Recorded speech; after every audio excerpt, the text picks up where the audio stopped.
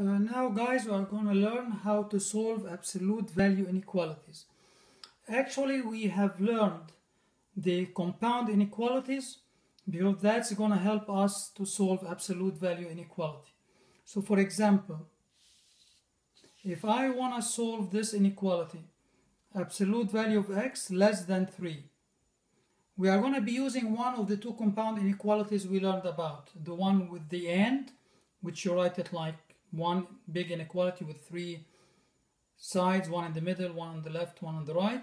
Or we can use the other one, or, which we write it twice and we put or in the middle. Absolute value of x less than 3. First of all, let me remind you what absolute value is. Absolute value of a number tells you how far that number from 0 on the number line. So if I ask you what's absolute value of 6, it's positive 6 because 6 is 6 units away from 0. If I ask you what absolute value of negative 5, the answer is positive 5. Why? Because negative 5 is 5 units away from 0. So absolute value answer always positive. So over here we're looking for all the numbers such that its absolute value is going to be less than 3.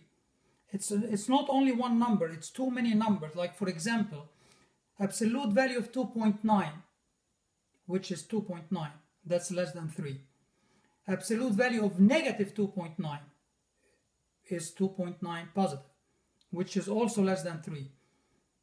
And everything less than 3 is going to work, but you can't go less than 3 like 2, 1, 0. You can do that, negative 1, negative 2, but you can't say, for example, negative 5, because the absolute value is going to change the negative 5 into positive 5, and now the absolute value of negative 5 is no longer less than 3.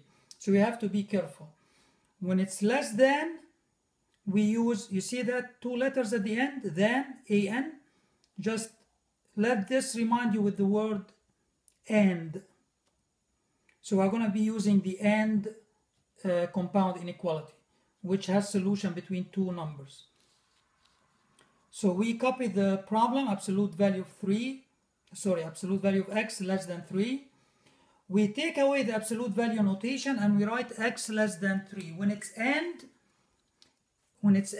the notation for the absolute value is going to be same like the original. You see how the original, we copy it here and we change the sign of the 3 and we put it on the other side from the x, negative 3, but we don't change that, we keep it same direction. But actually we did change it, because over here we're saying x less than, but over here when you read it, it's x greater than. But they are going same direction as the original problem. So now x is by itself, so we are done. We just put these two numbers. There is no equal, so over here it's open, and then we shade everything in between. Less than 3, you go left. Greater than negative 3, you go right. Now, here's another example. Absolute value of x greater than 5. You see greater? Don't tell me I made a mistake in the spelling again. No, actually I made it on purpose. I want to write it OR, greater. So this OR remind me that I'm going to be using the OR compound inequality. So I drop that absolute value notation. I write x greater than 5, or I rewrite it one more time, but instead of 5, I make it negative 5. And I switch this to the opposite direction. Then I draw both of these on the number line because x by itself, x by itself. So I circle the negative 5, I circle the 5, no equal, so both of them are open. Then greater than 5 you go right, less than negative 5 you go left, and that's the solution. So when the absolute value is greater than a number, the solution is going to look like this, going away from each other. And the answer is either any number in here or any number in here. It's not going to be number satisfies both. When it's and, it's between the two numbers. Let's do.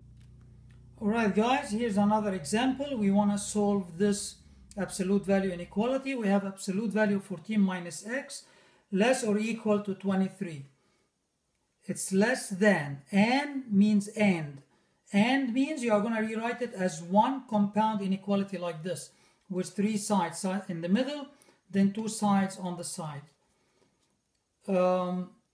you keep the 23 as it is, you keep this sign as it is.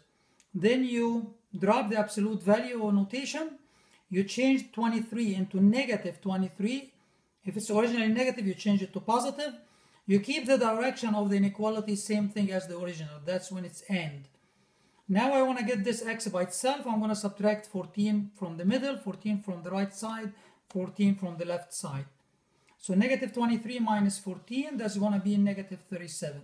14 minus 14 is cancelled. What's left?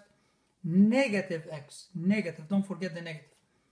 23 minus 14 is 9. So we're almost done, but this is negative x. We want to change it into positive x. So we change all the signs. The negative 37, we make it positive 37. This sign, it was looking this way. We have to change it to look the other way. So this has to be on the other side. Everything changed to the opposite. Like 9, we change it to negative 9. X, we change it to negative x. This, it was facing this way, we make it the other way. So it's going to look this way.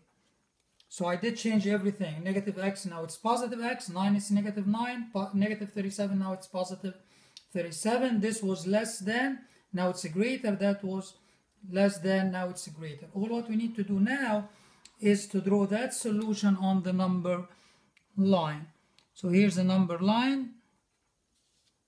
We have negative 9 has to be on the left, positive 37 to the right. It has equal, so this is shaded in. Negative 9 also closed, shaded in. That means 37 is a solution.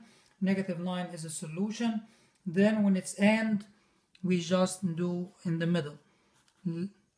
X less than 37, so you go left. X greater than negative 9, you go right. So it's in between. Alright guys, good luck.